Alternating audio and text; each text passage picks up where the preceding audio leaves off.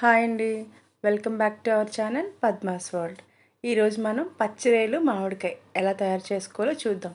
పచ్చిరొయ్యలు మామిడికాయ అంటే అసలు ఇష్టం లేని వాళ్ళు ఎవ్వరూ ఉండరండి. అంటే నాన్ వెజ్ తినేవాళ్ళు కంపల్సరీగా లైక్ చేస్తారు. దాన్ని ఇంట్లో ఎంత ఈజీగా రెడీ చేసుకోవాలో చూద్దాం. ఫస్ట్ కడాయి పెట్టుకోవాలి. కడాయి పెట్టుకున్న తర్వాత కొంచెం ఆయిల్ వేసుకోవాలి. ఆయిల్ కొంచెం హీట్ అయిన తర్వాత 4, 5 వెల్లుల్లి రెమ్మలు వేసుకోవాలి. వెల్లుల్లి రెమ్మలు ఎందుకంటే మనకి వెల్లుల్లి రెమ్మల్లో కొంచెం ఫ్లేవర్ ఉంటుంది, కర్రీకి బాగుంటుందన్నమాట.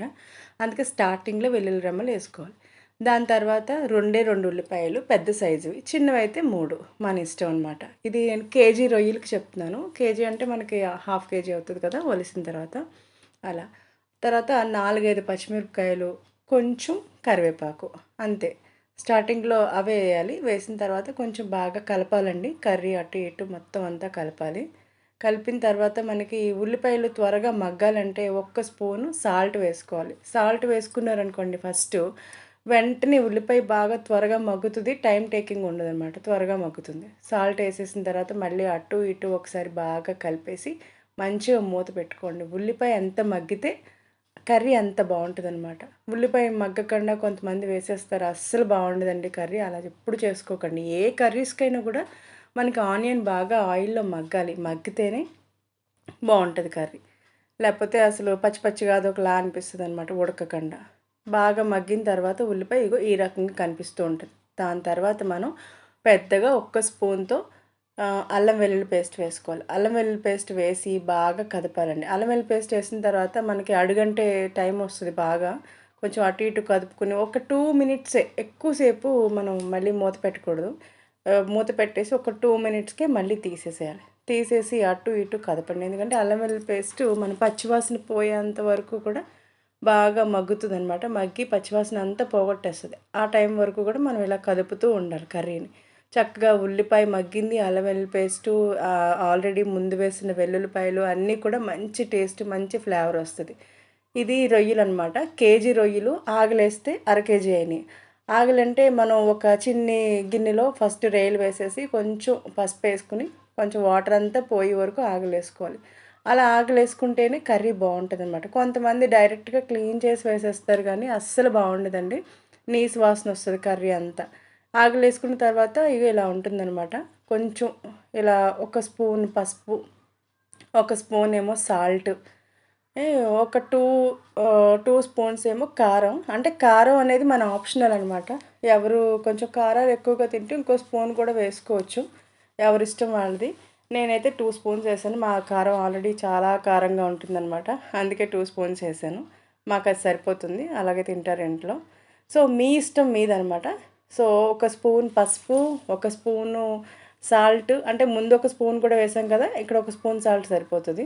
2 స్పూన్స్ కారం, అంతే. శుభ్రంగా అటు ఇటు బాగా కలిపేసి మంచిగా ముక్కలకి పట్టేలాగా మూత పెట్టేసేయండి. మూత పెట్టేసిన తర్వాత ఒక 2 మినిట్సే అటు ఇటు బాగా కలిపేసి తీయండి. ఇప్పుడు కొంచెం కొంచెం అడుగంటుతూ ఉంటుంది. ఈ టైంలో కొంచెం మనం బాగా నీట్గా కలుపుకోవాలి. అడుగంటే టైం అనమాట. అందుకే 2 మినిట్స్ అంటే 2 మినిట్సే.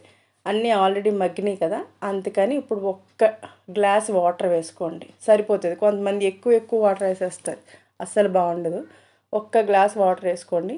ఆగిలు వేసుకున్నప్పుడు మనకి మొత్తం వాటర్ అంతా ఎవాపరేట్ అయిపోతుంది కదా, కొంచెం నీళ్ళు ఉంటాయి ఆగిలేసుకున్న వాటర్. అది కూడా నేను పడేయకుండా ఏం చేస్తానంటే పక్కన పెట్టాను అనమాట. కొంచెం లిటిల్గా, ఎంతో మిగలలేదు, ఒక చిన్ని టీ గ్లాస్ మిగిలింది అంతే. సో ఆ నీళ్ళు కూడా ఇందులో వేసుకుంటే కొంచెం ఫ్లేవర్ బాగుంటుందని లాస్ట్లో దాకలో ఉన్న నీళ్ళు, ఆగలేసిన నీళ్ళు కూడా పక్కన పెట్టా.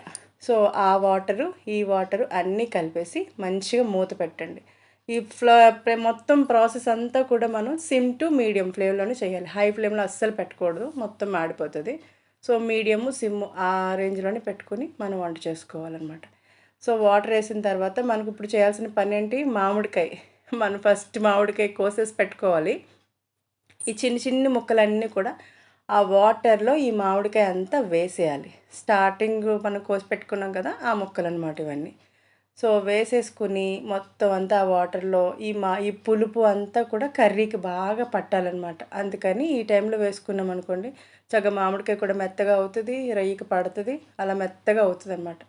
సో పుల్లగా కారం కారంగా ఉప్పుగా పిల్లలు బాగా మంచిగా ఇష్టంగా తింటారు. అసలు నాన్ వెజ్ తినే వాళ్ళకి అసలు పచ్చిరొయ్యలు మామిడికాయ అంటే ఇంక అసలు మామూలుగా ఉండదు. తింటారు, బాగుంటుంది. అందుకని మనం మామిడికాయ కాస్త కొంచెం దగ్గర పడిన తర్వాత వాటర్ బాగా దగ్గర పడిన తర్వాత కొంచెం ధనియాల పొడి ఒక్క స్పూన్ అంతే.